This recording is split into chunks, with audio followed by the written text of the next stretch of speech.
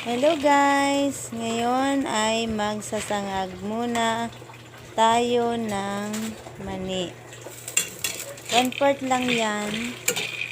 Aking sinangag. Yung nabibili sa palengke. Yan. Lagyan lang natin siya ng konting asukal. Tapos medyo patunaw-tunawin lang natin yung asukal sa mani habang hinahalo natin sa kawali. At sige lang ang ating halo para hindi siya masunog. Ayan.